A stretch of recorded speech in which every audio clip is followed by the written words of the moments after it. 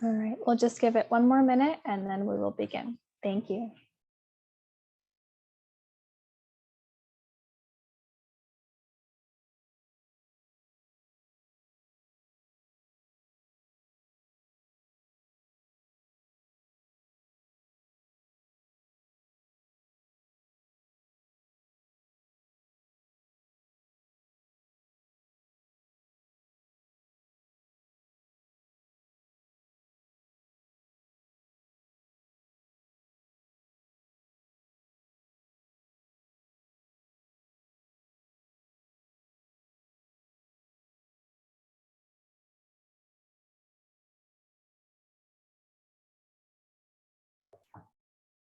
All right, everybody, thank you so much for joining. Let's go ahead and get started. My name is Yasamin Rasulzadeh, and I'll be opening up our workshop today. And then we'll be handing off to the project team to carry you all through a productive discussion. So thank you for joining us in the electricity working group.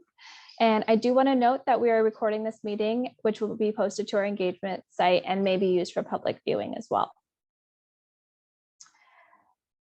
So before we get into welcoming remarks, I do want to note that we will be providing language translation for today's meeting. Please take a moment to find the interpretation tool on the Zoom menu bar. It looks like a globe. Everyone will need to choose the language you prefer to use to listen to this meeting. So everyone must select the language, even if it is English. Now I'd like to take a moment to have everybody select their language. And I'd like to introduce you to our interpreter, Giovanna. She's going to be explaining our Spanish and English language features that we have available for the workshop today. So Giovanna, can you please come off mute and tell everybody about these features, please? Yes, good afternoon, everyone. My name is Giovanna Wormsbecker, and I'll be your Spanish interpreter during this meeting. In order to provide language access, this meeting will have simultaneous interpretation from English to Spanish. Please note that the translation globe will not appear until after I've read through all language instructions. Therefore, we're asking that everyone joining us for this event, please select your preferred language to facilitate hearing presenters and participants clearly and to prevent technical glitches or interference occurring between the two language channels when one is not selected. If you're on a laptop or a desktop, you will see a globe at the bottom right of your screen. Please click on the globe icon that says interpretation and select English. If you're on an iPad or a similar device, locate the three-dot menu on the upper right and select language interpretation and then select English. When it's your turn to speak, please remember to be loud and clear and speak at a moderate pace, as the interpreter will be interpreting simultaneously into the other language. Buenas tardes a todos. Mi nombre es Giovanna Wormsbecker y voy a ser su intérprete en español durante esta reunión. Esta reunión contará con interpretación simultánea bidireccional de inglés al español. El globo de traducción no va a aparecer hasta que haya leído las instrucciones en los dos idiomas. Por lo tanto, pedimos a todos los presentes que seleccionen su idioma preferido para facilitar escuchar a los presentadores y participantes con claridad, evitando que se produzcan fallas técnicas o interferencias entre los dos canales lingüísticos cuando no se ha seleccionado uno de ellos. Si está usando una computadora, verá un icono en la parte inferior de su pantalla a la derecha en forma de globo que dice interpretación. Haga clic ahí y seleccione español. Si está utilizando un iPad o teléfono, localice el menú de 3 puntos que aparece arriba a la derecha, haga clic en interpretación de idiomas y elija español. Cuando sea su turno de hablar, por favor recuerde hablar con voz fuerte y clara y a un paso moderado, ya que el intérprete estará interpretando simultáneamente al otro idioma. Thank you. All right, thank you so much, Giovanna. Could we please have the translation team initiate the language channels and then we will get started. Okay, so we will be using a variety of methods to hear from you today. You will have the same features whether you're joining from your phone or from your computer or your cell phone. So please type in your thoughts using the chat feature, which is located at the bottom of your screen. If you are joining by cell, select the 3 dots at the lower right of your screen. If you would like to speak over the audio, please use the raise your hand option, also located at the bottom of your screen. And if you're calling in, please enter *9. We'll be using these 2 features in addition to a virtual whiteboard this evening. Additionally, we will pause in between our speakers to ask you questions and hear your thoughts, but the majority of our time will be focused on hearing your comments and answering your questions as best we can. So here are those same Zoom features, but from a mobile view for anyone who may be joining from their mobile device through the Zoom app. If you select more on the bottom taskbar in the Zoom, you will see the options to chat. Select your language of choice and raise your hand to indicate you would like to speak. So there you go, and thank you for taking the time to listen to these features. Again, my name is Yasamin. I'm part of the project team that the County of San Diego Land Use Environment Group has formed to help move forward in developing the regional decarbonization framework. Today, you will also hear from a few people from the Land Use and Environment Group Executive Office, including Mortaza Baksamusa, our Program Manager for Regional Sustainability, Elise Hansen, our Management Fellow, as well as Scott Anders, Director of Energy Policy Initiative Center at the University of San Diego. We have set up 5 special topic working groups to focus on key emitting sectors and solutions for addressing our changing climate. These will categorize and guide the development of the implementation playbook with a draft ready by the end of the year. While working through the special topic working groups, we'll be utilizing our engagement portal to facilitate these groups. Everyone should have received instructions on registering to the portal, but if you haven't yet, please do so by going on the URL on the screen here. We are also sending the link in the chat right now if you haven't registered. This engagement portal will be the central area where all workshop materials, documents, workshop recordings, and notes will be uploaded. You can also see our meeting agendas there, as well as have the space to share ideas and ask questions. The RDF team will be monitoring the site and updating it within 48 hours of each meeting. Please do note you only have access to the workshop groups that you have previously shown interest in from the interest form that was sent to you. If you do not have access, or if you would like to be a part of another special topic working group, please feel free to email us at zerocarbon@sandiegocounty.ca.gov, and we will help you through it. For today's agenda, Mortaza will be giving you a quick recap of what the implementation playbook is and how you will help shape it. Then Scott will give some additional context on regional emissions. Then we will dive into 2 topics, grid supply and customer supply. Here is where we would really like to open up the bulk of this discussion, hearing from you and your ideas. We will have Rebecca from our RDF team, who will be sharing her screen as we have open discussions and will be taking live notes. Please remember to speak clearly and slowly so that we make sure Rebecca can capture all of our ideas. As we reach the end, we will be opening discussion for any topics that we may have not discussed, and then we will close. So thank you all very much again for being here. We look forward to all of your feedback, and now I will turn the presentation over to Mortaza to give us the background on regional decarbonization. Hello, everybody. My name is Mortaza Baksamusa, the Program Manager for Regional Sustainability. A little bit of background on the Integrated Regional Decarbonization Framework. As you may have heard, we're taking an integrated approach from study to action. We're now in the transition phase as we're beginning the implementation stages. First, the technical report we did with UC San Diego and University of San Diego. This was the first of its kind that scientifically established the strategies to eliminate greenhouse gases or heat trapping gases from our atmosphere. The study analyzed that over half of the emissions in the region in 2035 and beyond would still remain unaddressed, even if every local government implemented their respective climate action plans. Second, a workforce development study we did with inclusive economics was to ensure that we have high road or high quality green jobs. It explored the ways in which actions to lower pollution from the region's industries could do so in ways that support workers. Both this and the technical report are complete, posted on our website and available in all county libraries. And third, this is the part that you are a part of today, the implementation playbook. We had previously referred to this as an implementation pathways report, and we will be providing more details later in this presentation. Now, our organizing framework for these collective actions to getting to zero carbon emissions, we're calling it the implementation playbook. We're starting this with best practices by learning from what other governments have done, public and the private sector, in terms of climate action plans, sustainability plans, and whatever other plans that you call it. However, this is a playbook, not a plan. It does not have enforceable measures and milestones. Rather, it is a menu of options with plug-and-play strategies organized by the 5 topics we will discuss. It is an accessible resource for all players in the public and private sectors to design, finance, and implement decarbonization programs, policies, and projects. With the support of University of San Diego's Energy Policy Initiative Center, or EPIC, the implementation playbook will provide guidance on 3 levels. First, we will draw out actions that each organization, business, and government can do on their own. Second, building up from those actions, we will explore community-wide actions for local governments, tribal governments, and any other form of organization. And third, since emissions know no boundaries, we will identify actions from a regional perspective where we can gain efficiencies and greater outcomes for more collective impact. Today, we are in the working group for electricity. Scott will be going over some of the topics we picked for discussion.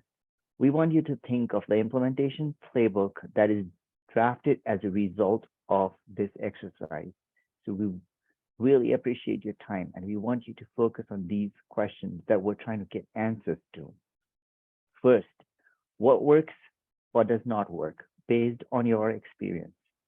Second, what are the impacts on disadvantaged communities, positive or negative? And third, what are we missing? The types of activities that could include data collection and analysis, including research and development, implementation plans, financial incentives, policies, workforce training opportunities, education and outreach, as well as activities to implement actions and to monitor progress.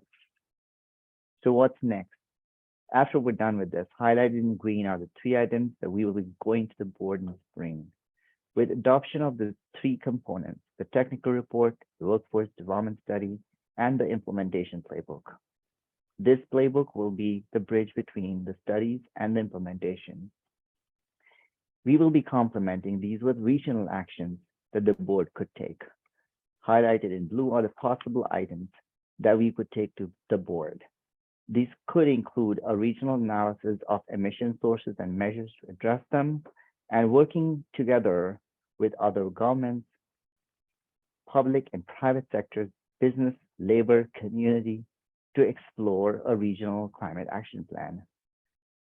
This regional CAP will be a voluntary effort among participating governments to collectively propose measures and timelines for reaching our mutually agreed upon goals. With that in mind, I will turn it over to Scott to do the first topic. Thank you, Mortaza, and thanks to all of you for joining us. I wanted to provide some high-level context for our discussion today around decarbonizing electricity. And so first, just want to kind of remind everybody about the main sources of emissions in our region. You can see here on the slide that about half of emissions come from transportation, that's cars and trucks, and then about 20% from electricity, a little over 10% from natural gas end uses like heating homes and cooking. So these 3 categories comprise about 80% of all emissions in the San Diego region. Of the remaining emissions, industrial gases make up just less than 10%. There's a category called other fuels, which is like wood and propane. Off-road transportation are things like construction equipment. There are some other categories in there at about 4%. Solid waste is 2%. And then this other list of categories, each is 1% or less. And so this just gives you a sense of kind of the context of our discussion today. So we're talking about electricity supply, which is about 20% of our regional emissions. Next slide. So when we think about decarbonizing the electric supply, there are really sort of 2 levels of activity. The first is what we're calling grid supply. So this would be kind of on the utility side of the meter. So this would be large scale, generally speaking, large scale operations that take up a lot of space. Imagine a solar or wind farm in Imperial Valley. These kinds of activities are the utilities or the community choice aggregators who are purchasing electricity for customers. The other level of activity we're seeing is, or showing here, is customer supply. So this would be anything on the side of a home or business, or like rooftop solar or something along those lines. This would be at the scale of a building or a campus. where the generation is actually on the customer's premise, on the site of where the customer is. Examples are rooftop or parking lot solar generation, and these again are homes, businesses, local governments, et cetera. This is more on the customer scale. And today's discussion is going to be kind of broken up into those two categories. We're going to have two separate discussions. First here, I'm going to just provide, again, high-level background on the grid supply, and then we'll get into our discussion. So in terms of the kind of a backdrop to our discussion today, we wanted to make sure everybody was aware. Some of these are pretty obvious to many of you who are working on this day to day, but just want to make sure that everybody who's participating has a kind of a similar view of things. And so we have a state law that requires 60% renewable electric supply by 2030 and 100% carbon free by 2045. And as many of you know, in our region, there are 2 community choice aggregation programs.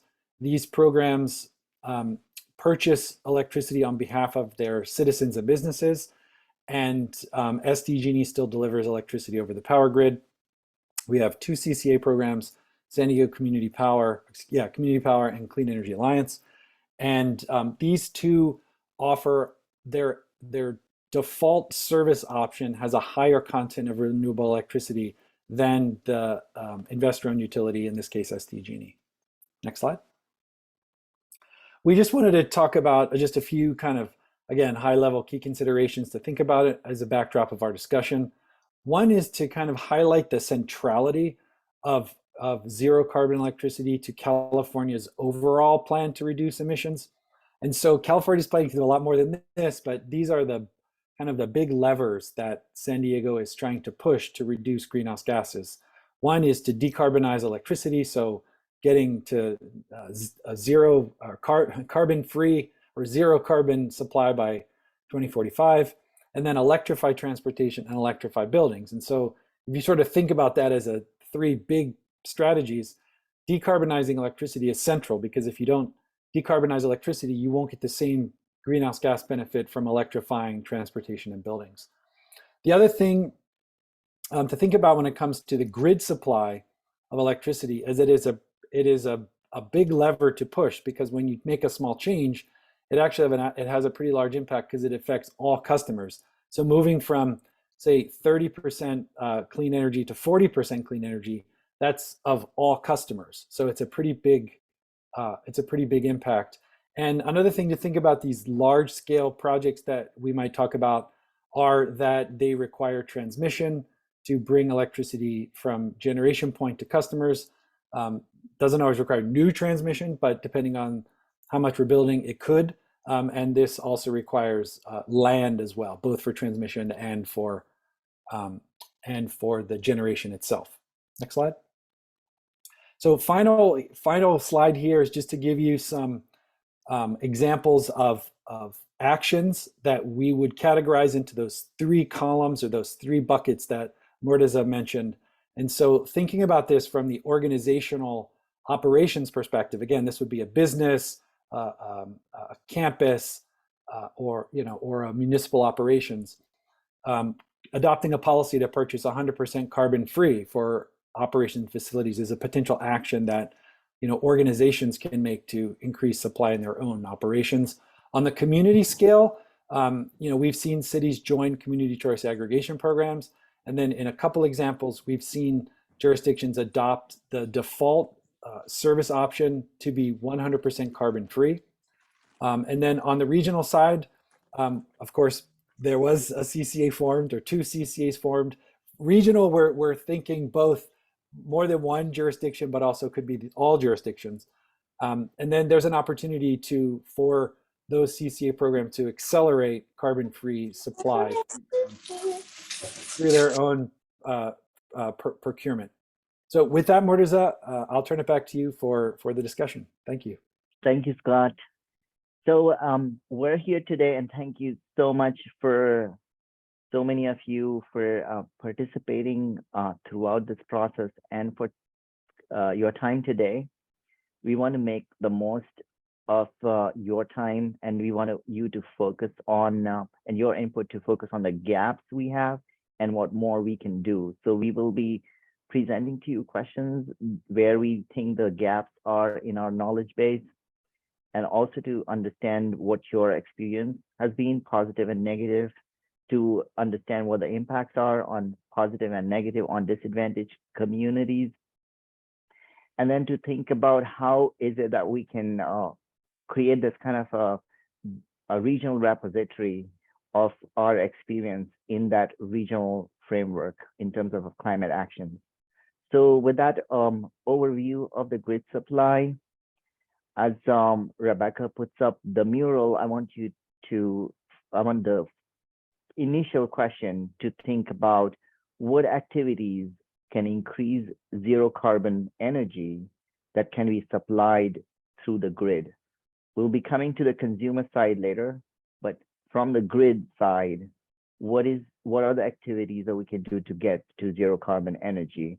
Now, we will be using this tool that Rebecca put up to receive your feedback by topic. It will also help us to prepare a report so that we can follow up with you and prepare the playbook itself.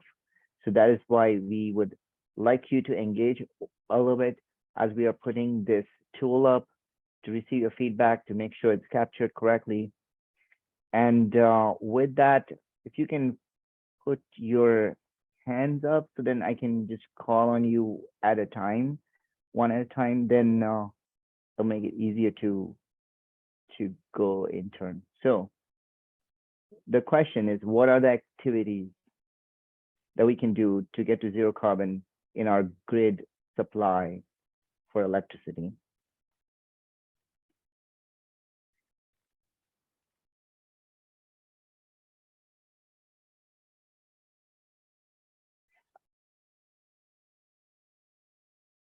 Thank you. I see a hand up from Carl. Yeah, so one thing that we've seen individual cities do is to make a commitment in their climate action plan for when they're going to be 100% renewable energy.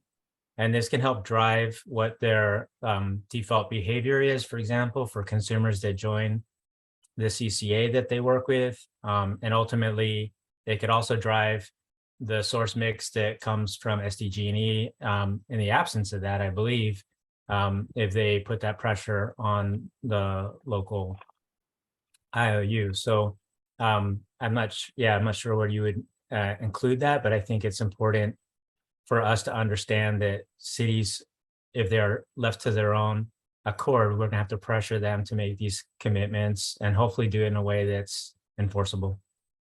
Thank you, Carl. I'll get to you, Jose. I wanted to just highlight in terms of 100% renewable energy, the state, besides the law that got put up for SB 100, 60% by 2030 and 100% by 2045, the governor signed into law SB 1020 that will set interim targets of 90% clean energy by 2035 and 95% by 2040 in order to get to 100% by 2045. I'll turn it next, Jose.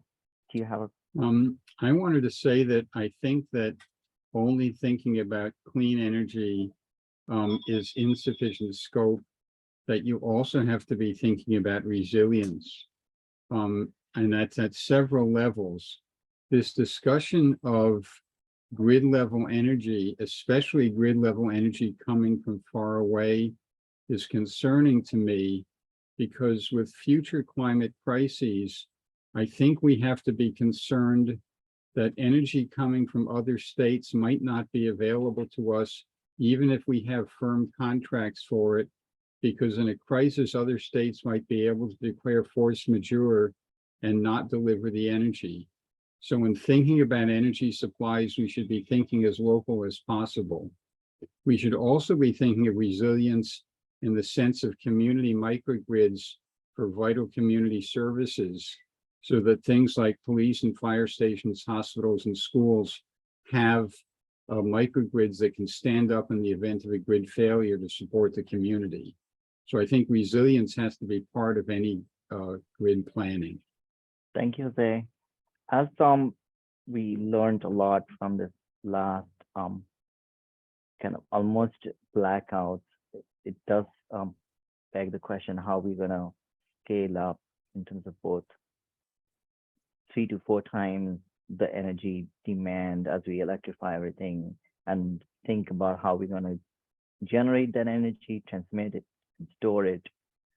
With that, I'll kind of hear other thoughts on this topic. I see Carl. I know you've spoken, but Just a clarification, when we say clean energy, that can include natural gas with CCS, and a lot of us disagree that that's actually a useful future strategy. So that's usually why we differentiate between clean energy and renewable energy. And I'm sure most people on the call know that, but I think we should call that out during this meeting so that we're not confusing the option of clean energy versus renewable energy.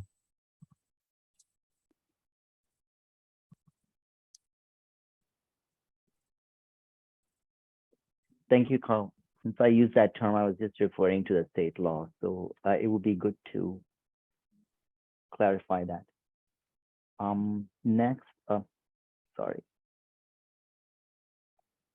If y'all don't have a question, I have more thoughts here in terms of oh, Joe, go ahead, Joe.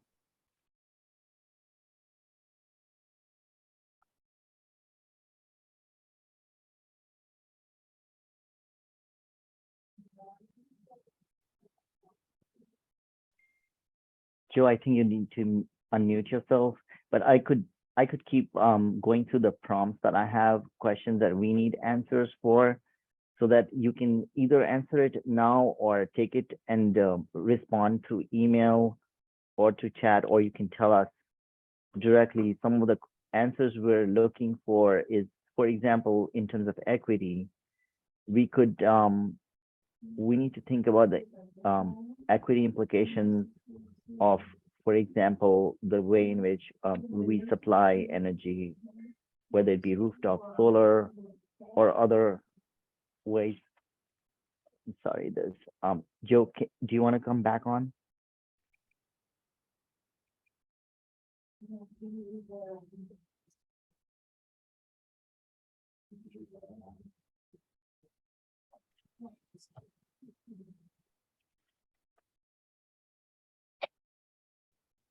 I think I saw Dylan also queued up at one point. Did you want to go, Dylan?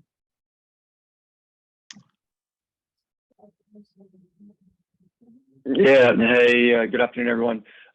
Yeah, just battery storage, I think could be useful on there. And then in terms of even equity on that, community scale battery storage could be placed in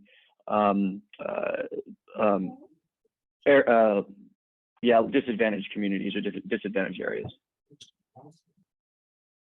Thank you, Dylan. There was a article op-ed in the Union Tribune about like a Marshall Plan for battery in terms of how much storage we need.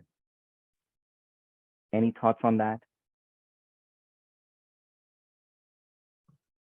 I have not seen it, but I will definitely check it out.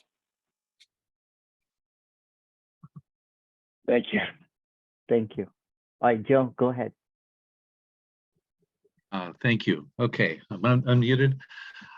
It seems to me that there are ways to model the trade-off between solar and batteries, and we need to have enough batteries so that we can effectively ensure ongoing operations in the cases of emergencies, you know, for say 24 to even 72 hours.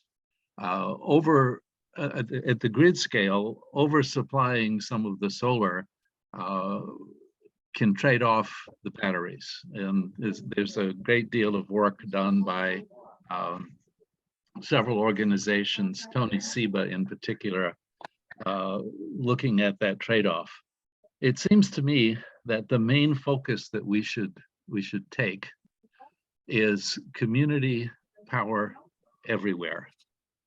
And local rooftop and battery should be our clear emphasis straight across the board.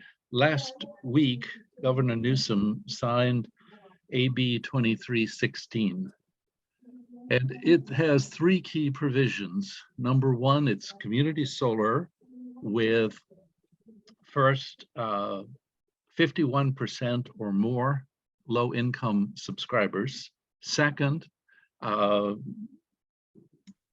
fair salaries and income for the workers.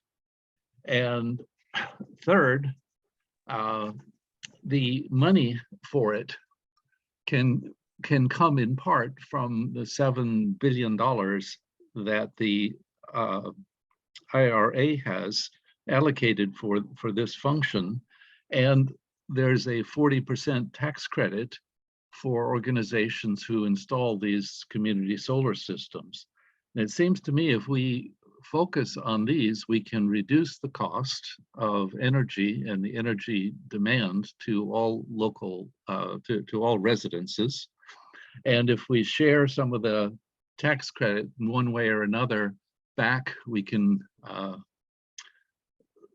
reduce the cost for people living in apartments. We should have this as a requirement in every apartment building in the county, which is basically half of the residents, I think, or close to it. So the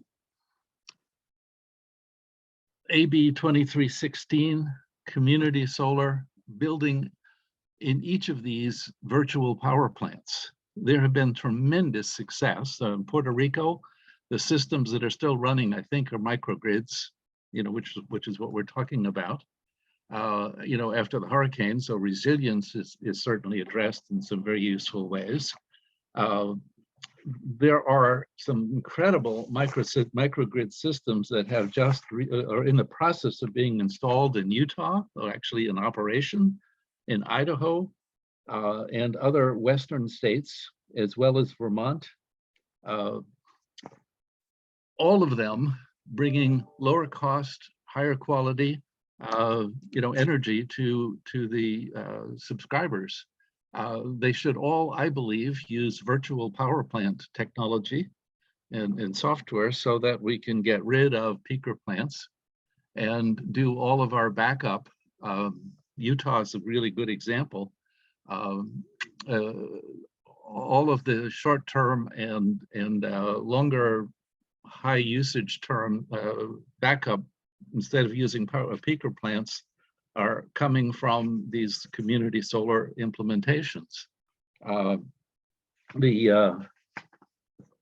That clearly seems to me to be the way to go. Rocky Mountain Power is the good company to check there, that's owned by Berkshire Hathaway. Thank you. We will make a note of 2316, the community renewable solar, which is going to allow these aggregators to be able to pull together, especially for those that do not have a rooftop to put solar on, that they could congregate over a neighborhood. Now, I wanted to go back to there was a question about resiliency. We need to think a little bit. There are some gaps here in our understanding and knowledge, but also about in terms of grid reliability, if there are technological solutions. I know that there are a lot of experts here in this call, and if you're shy today, just send us the information. We'll incorporate that, because there's considerable amount of research that is being done, including within our own region. We want to tap into that. So let me hear from, is there anybody else that I've not heard from yet?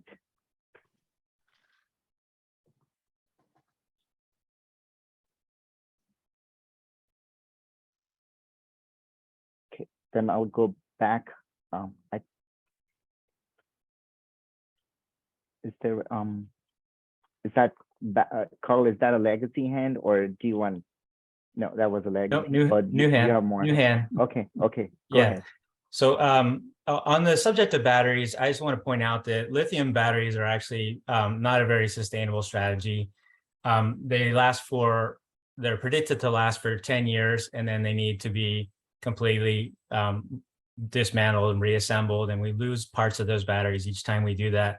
So that's a very short-term thought process of how to use storage. We came about it because entrepreneurs decided they wanted to profit off the use of lithium batteries.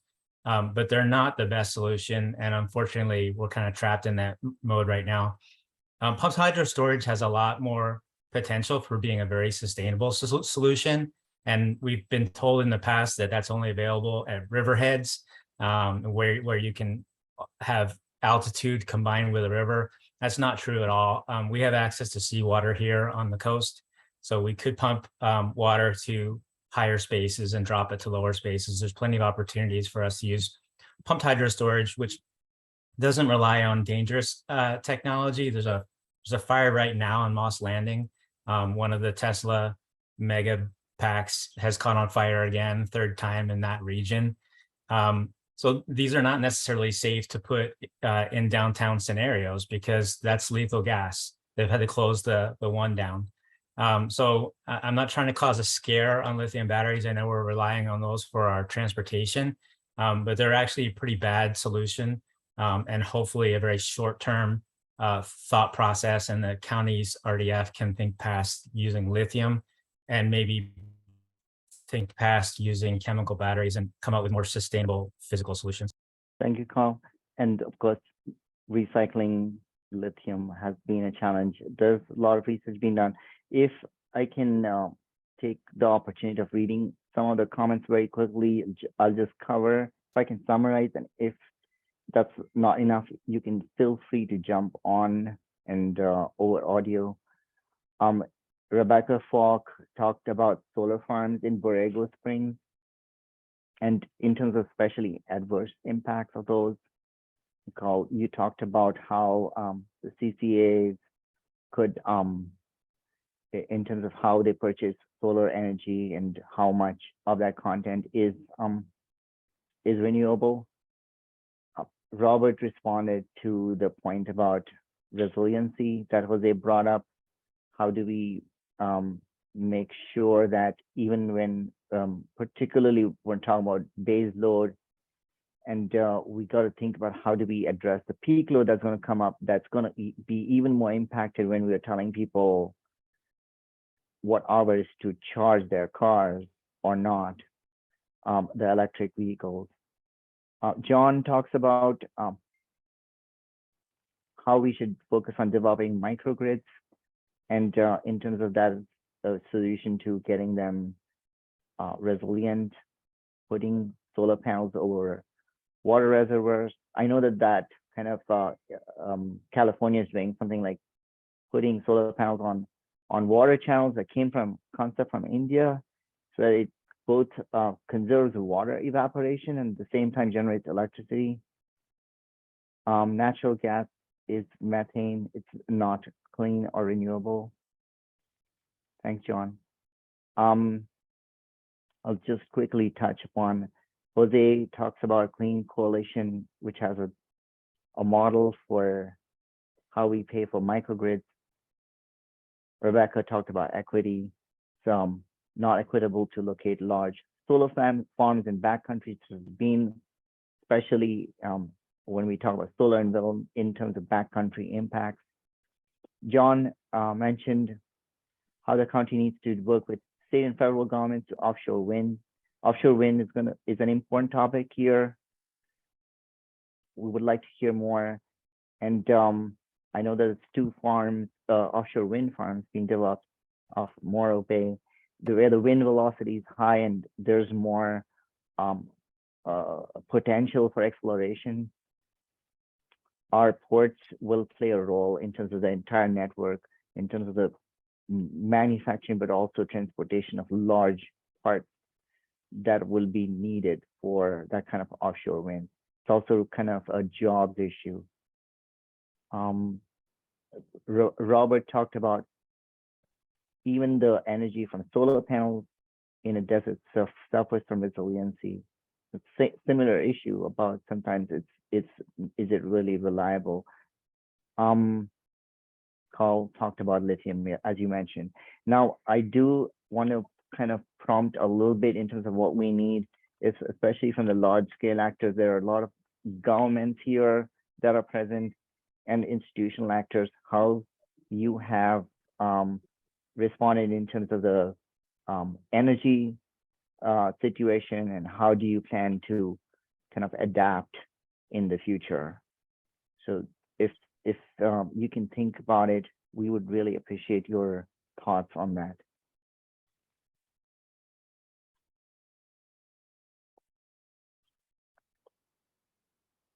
I think I'm gonna run out of time very quickly on this topic.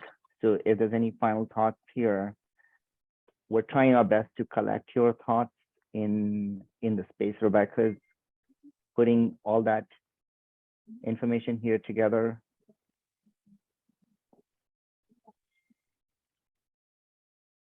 Oh, sorry, Jose. Is that like you have your hand up? Go ahead. Yeah, I did want to follow up on something Carl said about pumped hydro. The County Water Authority did a study of pumped hydro on one of their reservoirs, I think San Vicente. They proved that it was feasible. They didn't go forward for two reasons. One was they felt they had to do it with commercial bond funding, which is fairly unfavorable money. And they also felt that they weren't in the business of energy. They felt they were only a water authority. If the county were to get together with the CCAs and fund it with county bonds, it might be a feasible thing. The other thing I wanted to say, though, was there is a role for lithium-ion batteries, which is the closer batteries are to the point of load, the more they reduce the requirement for the grid. And the grid is sized to peak load. And batteries have the effect of reducing the load to the average load. So if batteries are widely distributed at the point of load, that is behind the meter, the grid probably already has enough capacity, and all this business about we have to spend billions of dollars to upgrade the grid can be reduced. So batteries trade off against the grid, and that is a role for small scale lithium-ion batteries, not these giant arrays like the one that Carl mentioned that caught fire, but small scale batteries in residences and businesses have a role in reducing the demand on the grid. Thank you, Jose. And that's a wonderful transition to our next topic, which will be more on a micro scale in terms of consumer supply. So we will wrap up this topic. You can always continue to the discussion on both Engage, email, we're accessible as we're developing this playbook. And thank you, Rebecca. We will now switch over back to Scott for a discussion on customer supply. First, if you can just present a little bit of overview of what we're talking about. Sure, thanks, Mortaza. I'll wait for the slides to, here we go. So this is the second portion of the conversation, and it focuses, there's a lot of, we recognize that this is kind of an integrated, system here, but we were just splitting them up because often the activities on the grid side or on the larger scale are different, and at a different scale, the actions are different. Some of the authority is different than what happens on the customer side. So again, recognize that these are integrated, but wanted to pull them apart just for purposes of the discussion and categorizing, for example. So we're talking about customer supply. So there was a lot of discussion already about the role of distributed energy resources. And so we just wanted to flag a few things here. The state building requirements, Title 24, or parts of Title 24, which is our building energy code, which has a 3-year cycle. The newest code will take effect January 1st of next year. It applies to new buildings, alterations and additions. And generally speaking, in the last couple of cycles, there's been a trend toward electrification and on-site energy generation and storage. And so that's for new buildings, and that's kind of becoming kind of part of the code structure. In addition to that, there are all kinds of programs and incentives, federal tax incentives. There are financial incentives through the Single Family Affordable Solar Homes Program, or SASH. There's also a multifamily version of that called MASH. There are financing programs, et cetera. But again, just kind of big picture here, backdrop of some of the things we're going to talk about. Next slide. So other key considerations, just to provide, again, some context and backdrop. When we're talking about customer side, we're often talking about buildings. And we are going to have a separate discussion about decarbonizing buildings. But in this case, we're talking about the proximity of on-site generation or other supply on or near a building. And so we know that roughly 1% of the buildings in our region are built each year, and that roughly 80% of the buildings that will be here in 2050 already exist. So I mentioned the Title 24 building energy codes. On an annual basis, their impact is relatively small. Over time, it kind of becomes significant. But we know that the big challenge here is going to be the buildings that already exist. And we know that solar, for example, is one of the things that you can retrofit readily onto an existing building. There is definitely an equity lens around customer supply. Again, generally speaking, most solar is in neighborhoods with higher incomes and higher home ownership. This is changing. It has changed in recent years. It is becoming slightly more equitable, though it still does tend toward those neighborhoods. And this is due in part by some of those focus programs that we saw on the previous slide, the multifamily and the single family, the MASH and the SASH programs. Next slide. And these are some examples, and maybe I can stress this a little bit here, but in our discussion, I mean, it's robust discussion so far. If I could say one thing, it's that we're really looking for some more specific actions. And we're looking for specific actions that organizations can take, local governments can take that affect the community, and then specific actions that we could take, either as a sub-region or full region that span multiple jurisdictions. So we're looking for kind of specific, more specific actions, if to the extent that's possible in our discussion. And so in this example, for organizational operations, businesses or campuses or local governments can install rooftop on their own buildings and parking lots, and we see that across the region, across the state. At the community level, cities have adopted policies to streamline permitting for rooftop solar, or in some cases requiring solar on certain buildings. There are some examples of that in our region. And examples of potential actions on the regional level would be to conduct some kind of an analysis to determine the equity implications of the current distribution of renewable electricity installations across our region. I mean, we generally know what some of these will tell us, but we don't have specific kind of geographical information on that. Could be helpful. We could also have programs to support local governments to develop specific policy options. So for requiring solar, for example, we know that the building code is starting to kind of cover many of those things. Again, starting in the first of next year, there's not a whole lot left, but there are some opportunities for existing buildings, for example. So these are the kind of examples that we're trying to tease out, because at the end of the day, as Morteza said, the playbook is really kind of a list of options. And to be useful, I think, to these three buckets or these scales of implementation, it needs to be, somewhat specific. I don't think it has to be super detailed, but it does have to be sort of a specific action. So as we go forward, think about, what could a business do? What could a local government do in its entire community? And then what could we do as multiple jurisdictions or as a region to advance, well, I'll call it zero carbon. There's a lot of definitional issues here, but renewable energy or zero carbon electricity at the customer site. Thank you, Scott. We wanted to provide a brief overview of the grid supply and wanted to listen to your feedback. Particularly, there have been a lot of folks that are silent on this call. We want to hear from you. I don't want to call on people, but I would really appreciate the different perspectives in this audience here, as Scott mentioned, from institutional actors. And as Rebecca puts this mural back on, we're using this mural tool to be able to help us draft the implementation playbook. And at the same time we're doing that, we're going to follow up to see if there's more detail to what you have, so that that detail can be used in the toolkit. So that's why this is that's why we're using this tool. So for this next discussion, I want to present this topic from a consumer perspective. Now put our consumer hats on. Even if we are a government, we're still a consumer of electricity. Whether a business, we're still a consumer, or we could be just one resident. We still have a house, or we are a tenant to power. What are the ways in which consumers can feasibly produce or use zero carbon electricity?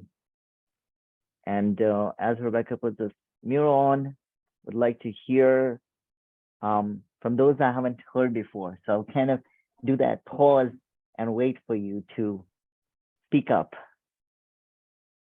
Oh, I see some of the comments coming out, but in the meantime, I'll just read them so that I don't lose them. I see Robert has posted a pretty lengthy piece. I'll try to capture it in terms of what is exactly a independent operator as a public utility, and in terms of what is in terms of public interest. Craig says that the government needs to create incentives to promote further penetration of sustainable energy being used on existing buildings. I have a question, Craig, and it's one of those gaps we need to fill. If whatever feedback can be provided now or later. And the question was, is there a need or a role for these kind of additional financial incentives and financing mechanisms on the consumer supply side for zero carbon electricity? So if you can think of it, if there's examples, yes, those are kind of relevant in terms of the life cycle of a building. Robert says local generation options at the same level as the utility scale, what we discussed. That could be where transmission lines over forests and other wildlands pose fire hazards and environmental costs, could be if you will, a superior alternative. Joe says that in order to ensure every resident should have access to solar, I'm not sure what VPP is, but let me open it up to, let me see who else. Okay, besides anyone else have any thoughts here on customer supply side? Oh, virtual power plant. Thank you, Joe. I'll ask, sorry, I see a couple folks coming up. If you would, okay, why don't you go first, Jose, since you've been waiting this whole time. Go ahead. I just want to say there's one overwhelmingly more important thing on the issue of customer solar, which is the NEM3 matter before the CPUC. The PUC is about to issue a new rate which will penalize everyone who has consumer solar for the benefit of the utilities. And if there's anything that local government can do to help with reducing greenhouse gas and local resiliency and everything else, it's use all its political power to get to the governor and convince him to put a rein on the CPUC and not allow them to essentially ban consumer solar for the benefit of the utilities. I think that's more important than anything else that you've mentioned here. Thank you, Jose. Thank you, Rebecca, for capturing that.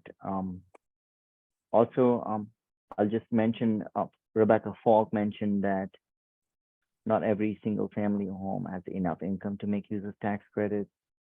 So in terms of the incentive, which was my question, that there is a You need don't for need that finance. anymore under the new law. Okay, thank you. Excellent. If we can ask Amy, Dr. Doshi, go ahead. Hi, thanks, Murtaza. My name is Doshi. I have a question. I apologize if it's already been covered, but when we think about the process that developers undertake, whether it's a major or minor subdivision, it's already built into because the current rules are not that flexible. It comes to installing power and property, getting planning groups to tie in and give you the space, in addition to all the other requirements like horse and whatnot. If there was some way to perhaps add extra features into the TPM in that process from at least minor subdivisions to incentivize, make it easier for owners or developers to incorporate features that are more friendly. All right. Thank you. Can you give an example of those features? I don't know. I mean, if again, it's been a while since I was in that space, but it's something that would, because currently, at least my recollection is when you have to bring power to your property, you have to allocate certain space on your map on your TPM for the power poles, and it eats up a fairly significant, potentially significant piece of property that's viable for putting a house pad. Or if you have extra features like a horse trail or open space or even your driveway. So where would we, is there a way to incentivize the process that maybe instead of allocating space holes, that space is open to forms of clean energy for panels, other things that people can do. Maybe there's a community space if it's a minor subdivision. Maybe there's space allocated where the entire subdivision benefit from a centralized clean power source. I don't know. I'm just kind of throwing out ideas. Thank you. Thank you. And what is TPM? Tentative park map. Thank you. Excellent. There's some good discussion on the chat. I come to you, Carl, that that is about the financing question and about how then let me just read it very quickly. In terms of Joyce, she agrees with Jose about the CPUC issue with NEM3. I'm not sure what NEM3 is. If you can just put it in the chat. And NEM3 is the PUC ruling to raise fees on solar. Oh, okay. Okay.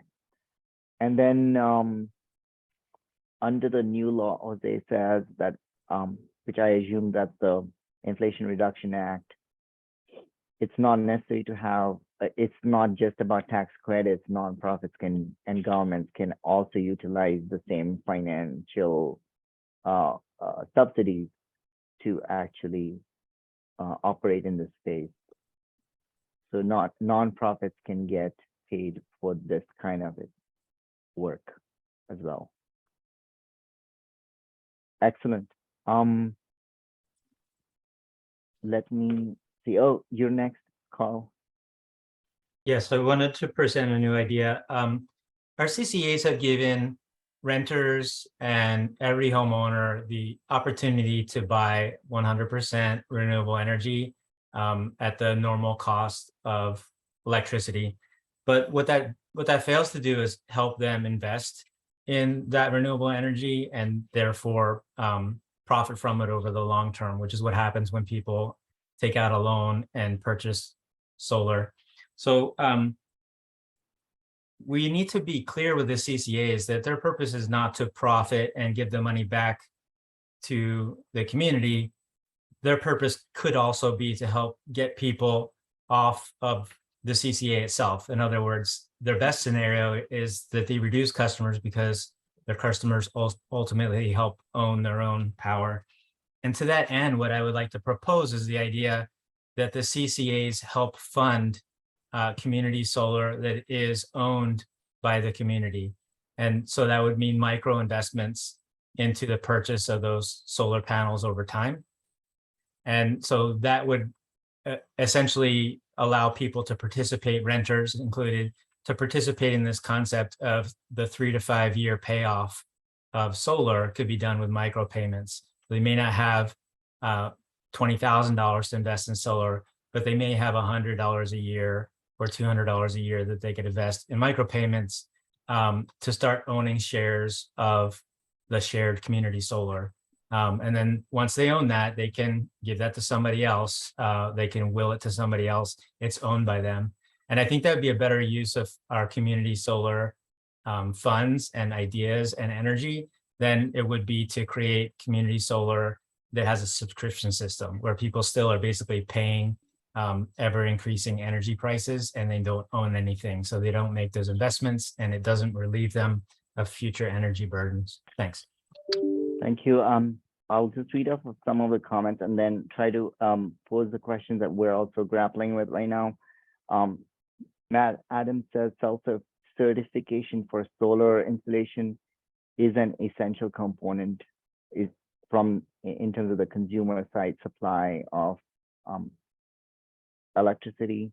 I want to just jump to Joyce's comment, and that is she raised an equity concern about like when buildings get electrified, because it's kind of displaced tenants. I think that's her question, and it's really gets to a question we have too in terms of tenants, especially for low-income families.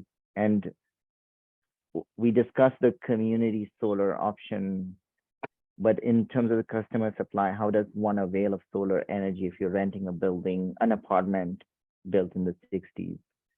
And it is at this time, it's still a question that's hanging out there. I'll just quickly go over the others. Vanessa says that CCAs and smaller areas could be used for distributed energy, distributed distribution. Joe agrees that micropayment is a good idea, as well as Vanessa's thoughts are that they worked in other communities. I think we're almost out of time. I'll take couple more questions if you have any thoughts here on final thoughts on customer supply. Remember, we're thinking of the whole range of activities from incentives and policies to education. How do we educate customers as well? That is also a critical part of the implementation, is to reach that zero carbon option down to a granular level into our communities.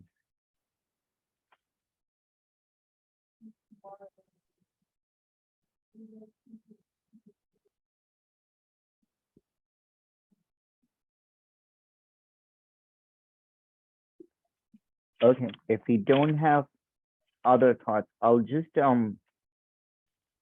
keep these a few of the topics out there that we are looking for input on in terms of, for example, clean energy from outside the county, including, as I mentioned, offshore wind, geothermal from Imperial, other kinds of clean energy, and then critiquing how we measure emissions in the production of energy that doesn't look at life cycle costs, for example, of decommissioning power plants, recycling batteries, solar panels, and restoring the natural land and resources. Also, the other issue that is kind of relevant to this topic is electricity rates. So who pays for it? How do we increase our consumption of electricity but not our bills? I'll see if there's any more last thoughts. Otherwise, I'll transition to open discussion.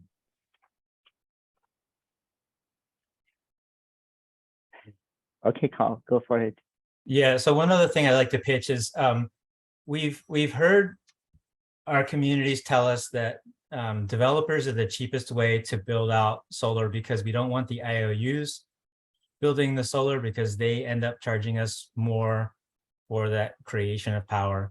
But I want to challenge that idea that the free market and relying on developers to build out our renewable energy is also not the wisest idea, because we're waiting for them to build enough of this. And our CCAs are already seeing a lot of competition amongst each other to try to procure the amount of renewable energy that is being demanded by their new customers. So what I wanted to throw out there and suggest is that it's not impossible for our local municipalities to start buying and creating these power plants. And I'm talking about solar, wind, geothermal, not fossil fuel power plants, but we should definitely keep the option open or encourage our governments to help buy these things directly, and cut the profit out altogether, and also ensure that we're working more quickly to generate these new power plants, because it's not happening fast enough with the market economy.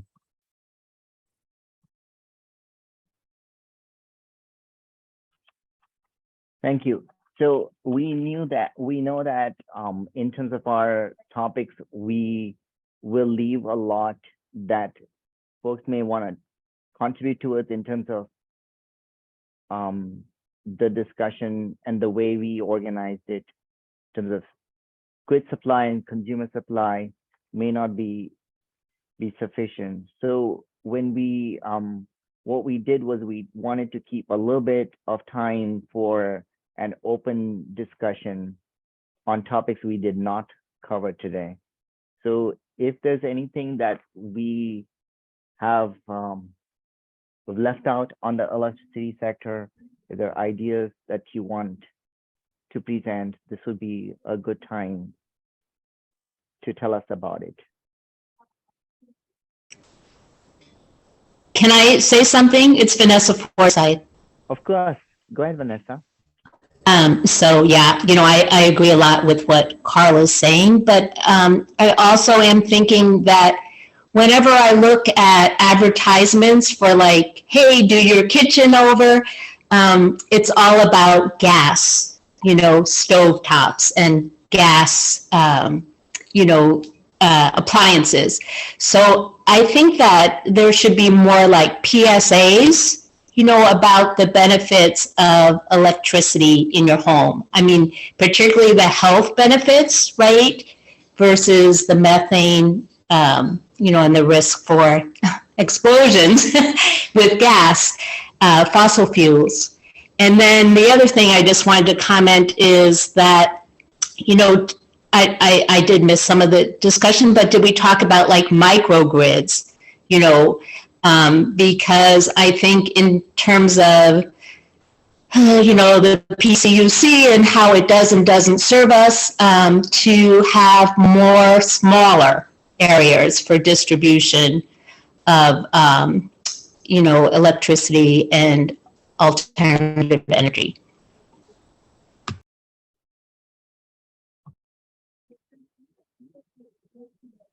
Thank you, Vanessa.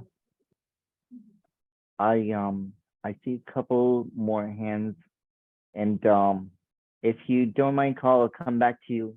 I'll ask Robert, since he's not spoken before, to go first. This is Robert Staley. Can you hear me? Yes, we can. Okay. So I just, Rebecca Falk brought up a very good point, specific to Borrego Springs, where I lived part of the time. I'm a big fan of solar. We have rooftop solar at our house in Altadena, and it works really well. A lot of people have a misconception that you can generate a lot of solar power in the desert and ship it in toward the population center in the coast. And from a physics point of view, that kind of holds together. But Rebecca Falk's point that I think she was referring to, and maybe she can chime in here, is that there's the danger, there is a significant environmental impact of covering the desert with solar panels.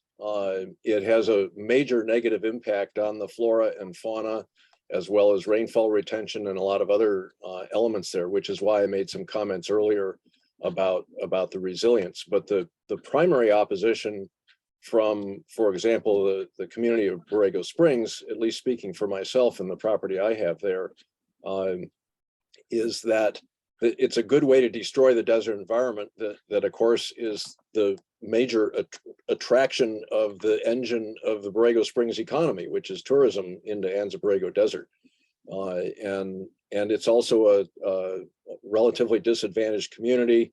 And so putting up solar panels everywhere there, and then putting through the heavier power lines, driving a tunnel, putting heavy power lines through the park, like was turned down for Sunrise Powerlink in order to get that power into the San Diego metro area, would have a serious negative environmental impact.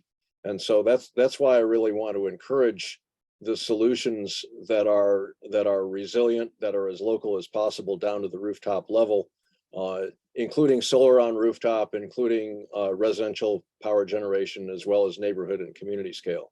Thank you.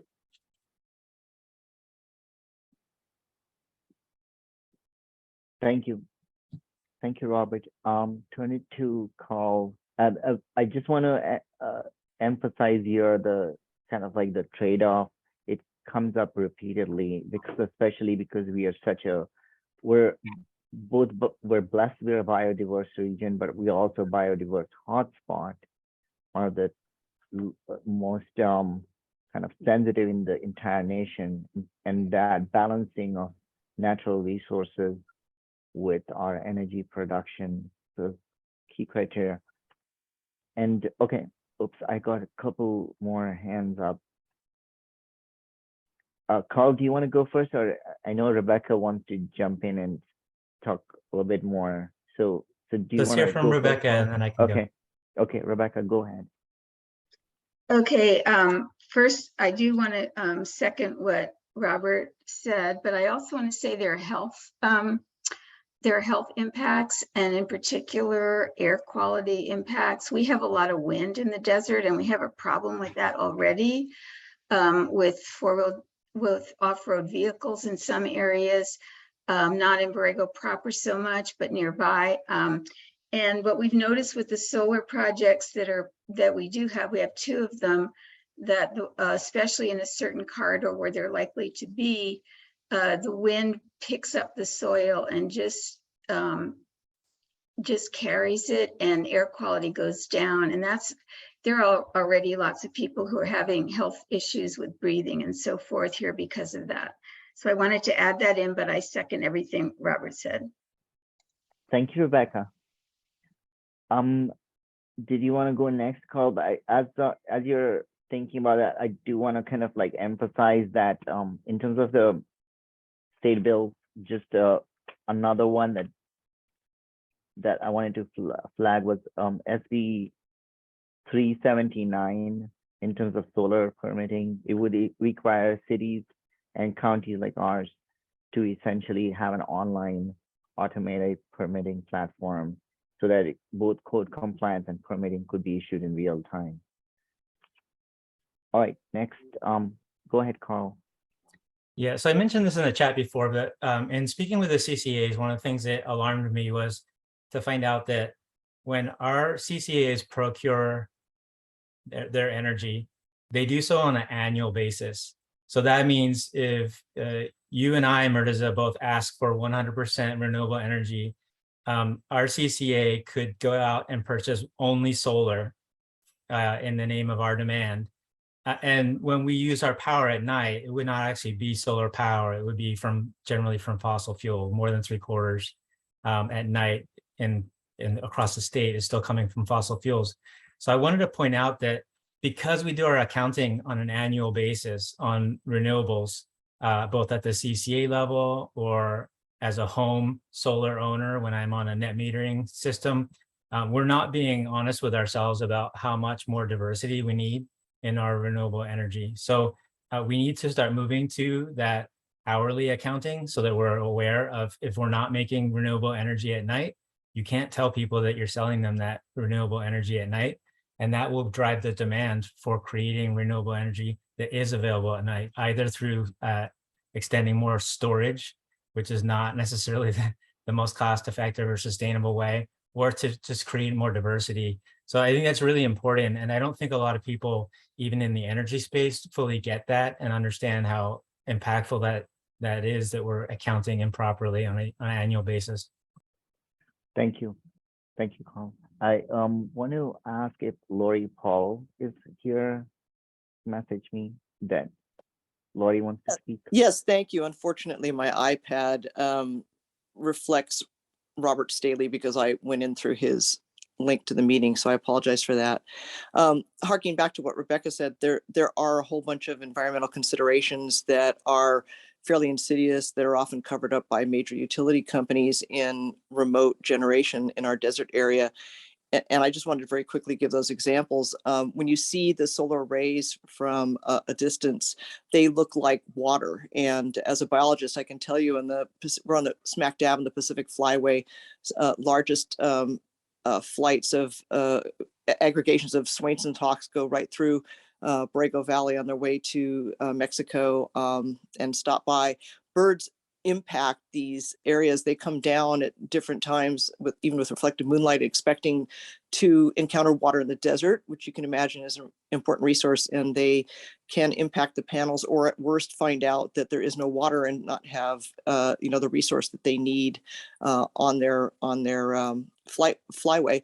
And also these panels require, because the dust that Rebecca mentioned, there is a biotic crust in the desert. Sometimes it's thousands of years old, and it's a living crust of microorganisms. And when that crust is broken up in these construction sites and all of the native vegetation removed, that does create these fine particulates that are small size nanoparticles that get lofted in the air, but they also fall in the panels themselves. And so all of these panel systems require frequent washing with water.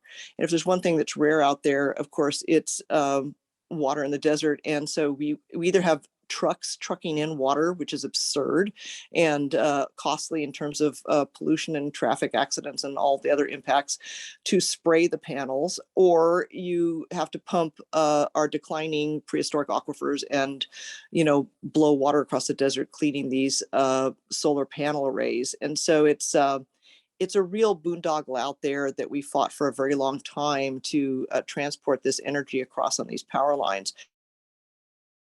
And there's a whole bunch of details.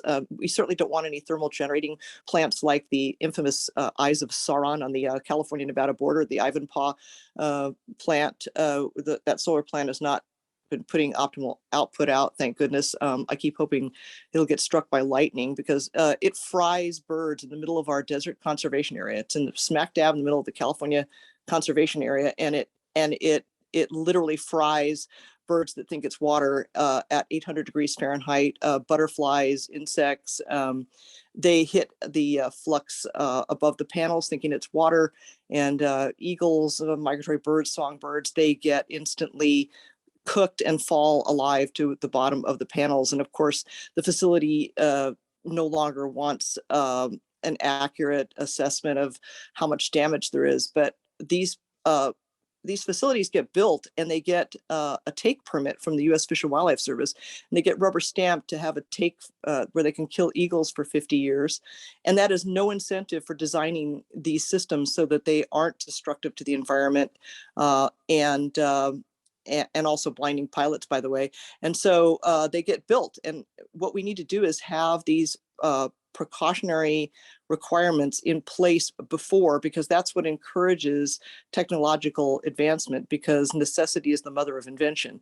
And if they're told they can't get a take permit for eagles for 50 years, then they will design these things better, or this type of technology won't be built at all. As I said, I don't believe Ivanpah has been a great success story in terms of its electrical output. So hopefully we won't see any more of these absolutely abhorrent, solar installations. I can tell you Nevada's not real happy to have it there. So these are some considerations you might add to the planning. Thank you, Lori. It's points to be taken about, especially transmission lines in terms of their impact. I also wanted to ask if folks that want to participate, if you can also just let us know so we send you individualized links. As this workshop is just one component, and so we want to make sure that we continuously follow up with you throughout the next couple months as we're going through this process with the working groups. So that is the reason why we have these working groups set up. We will be, as we are going to the next, there's only 2 of these workshops per sector. We go to the next workshop, we will be discussing more, focusing more on the regional actions. And I see that in what Rebecca Appel has set up in terms of mural, the organizational operations is kind of a little bit empty. And I know a lot of you have good ideas and have talked to us about it. So we are going to be filling it up with the suggestions that you're going to send us and you have been sending us. So we appreciate that. If there's no more closing thoughts, I'll just pause for a second there. Let me know if there's any other closing thoughts.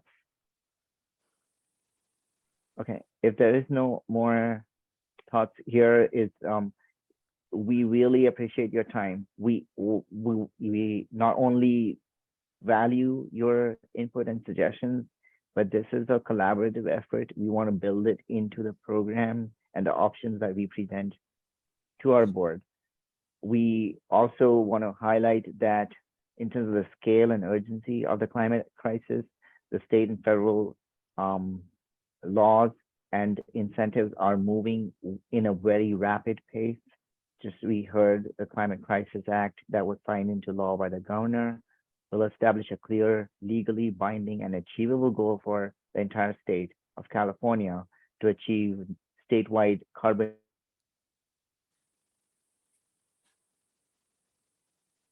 Uh-oh. Okay, thank you everybody again for joining us today. We will be posting the notes we took during this workshop and the recording on the special topic working group portal. So please be sure to check back in for additional materials and resources there. We will be meeting next for our electricity workshop on October 20th. So make sure that you're registered to attend. And additionally, our next special topic working group will be held Thursday, September 22nd on food systems and circular economy. So if you are interested in that topic as well, you can register on the homepage of our engagement portal. Again, feel free to email us or post your questions on our site, and we will see you all again very soon. Thank you so much and have a great afternoon, everybody.